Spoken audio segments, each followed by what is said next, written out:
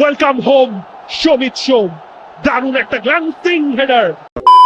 গতকাল খেলা দেখার সময় যখন লাস্টে বাংলাদেশ গোলটা দেয়, এমন সেলিব্রেশন করা শুরু করছিলাম, মানে কি বলবো ভাই। আর্জেন্টিনা যখন ওয়ার্ল্ড কাপ নিল, আর্জেন্টাইন ফ্যানরাও মনে হয় এত সেলিব্রেট করে না যতটা সেলিব্রেট করতেছিলাম আমি বাংলাদেশের ওই থার্ড গোলটা দেওয়ার পর। বাট সেলিব্রেশন শেষ হওয়ার আগেই কষ্টে পড়ে গেছি। মানে কি বলবো, এই জায়গায় আসলে দোষটা আসলে কার? বাংলাদেশ এই রকম খেলবে, মানে এইভাবে যে হারবে, এই জায়গায় আসলে দোষটা কার? কিছু প্লেয়ার দেখতেছি যারা হচ্ছে বাংলাদেশের জন্য জীবন দিয়ে দিতেছে, বাইরে থেকে চলে আসতেছে বাংলাদেশে খেলার জন্য, আর কিছু প্লেয়ার সিন্ডিকেটের মাধ্যমে এমনি ঢুকে যাইতেছে। যেমন একটা আমাদের কোচের, মানে আমাদের যে কোচ আছে, সেই কোচের ফেভারিট প্লেয়ার সাদউদ্দিন, যার কারণে আমরা 2টা গোল খাইছি। এই প্লেয়ারটা কিভাবে দলে চান্স পায়, যার আসলে ওই রকম কোনো ক্যাপাবিলিটি নাই। আমাদের টিমের স্টার্টিং 11-এ থাকতেছে না জামাল ভুঁইয়ার মতো প্লেয়ার, সমিত সোমের মতো প্লেয়ার। মানে কি আর বলবো, এই জায়গায় আসলে দোষটা কার? সিন্ডিকেটের? শুধুমাত্র সিন্ডিকেট করলেই যে দেশের উন্নতি হবে বা অন্য কিছু হবে, এটা তো কোনো কথা নাই, তাই না? মানে সিন্ডিকেট কখনো কোনো কিছুর উন্নতি করতে পারে না। হ্যাঁ, কিছু পার্টিকুলার জায়গায় সিন্ডিকেট ঠিক আছে, বাট এই সব জায়গায় যেখানে ট্যালেন্ট দরকার, যেখানে যে যোগ্য, সেই জায়গায় যে আমরা প্লেয়ার নিয়ে খেলাবো, সেই জিনিসটাই তো পারতেছে না আমাদের কোচ জাভিয়ার কাবরেরা।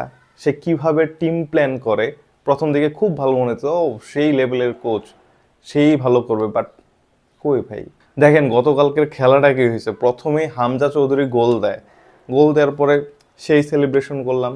তারপর 1টা 2টা 3টা গোল খায় বাংলাদেশ।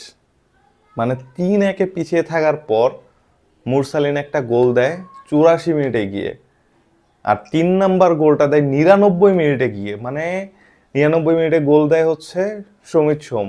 মানে চিন্তা করেন ভাই, এই যে 99 মিনিটে গোল দেওয়ার যে একটা মজা, এটা তো আমরা রিয়াল মাদ্রিদ যারা ফ্যান আছে তারা তো মাঝে মধ্যেই পায়, বাট এটার যে এক্সপিরিয়েন্সটা ধরেই রাখতে পারলো না।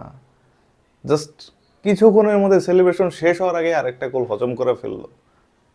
এত বাজে ডিফেন্ডিং, এত বাজে গোলকিপিং, কেমনে কেমনে সম্ভব এই জায়গায়? আবার অনেকজনে বলতেছে কিছু প্লেয়ার নাকি টাকার জন্য খেলে, এত লাফালাফি করেন না ভাই। যারা এই যে আসতেছে না, এই যে হামজা চৌধুরী, সৌমিত সোম, তাদের একটা নর্মাল হিসাব দেই।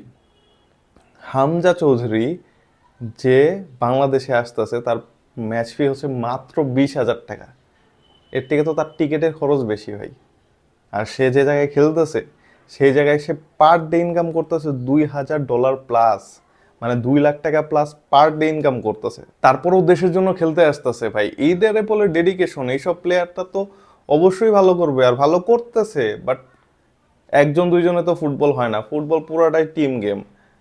হয়তো একজনের ল্যাকিংসের কারণেই পুরা টিম হারতে পারে। ফুটবল এইরকম গেমই ভাই। একটা ডিফেন্ডারের ল্যাকিংস, একটা হচ্ছে স্ট্রাইকারের ল্যাকিংস, একটা মিডফিল্ডারের ল্যাকিংস, একটা গোলকিপারের ল্যাকিংস, সবার ল্যাকিংস, একজনের ল্যাকিংস, মানে 10জন ভালো খেলতেছে, একজন খারাপ খেলতেছে, ওই একজনের কারণেই পুরা ম্যাচ ব্লান্ডার হয়ে যায়। ওই রকম গেম ফুটবল। তারপরেও এই জায়গায় আমাদের স্টার্টিং 11 ঠিক নাই, প্লেয়ার সিলেকশন ঠিক নাই, কেমনে হবে? দেখা যাক। হামজা চৌধুরী বলছে আমরা এই ম্যাচ হারছি, এভাবে হারা আসলে আমাদের কাম্য ছিল না। তারপরেও হারছি, কিন্তু আমরা চেষ্টা করবো পরবর্তী 3টা ম্যাচই জিতার। এখন দেখা যাক কি হয়।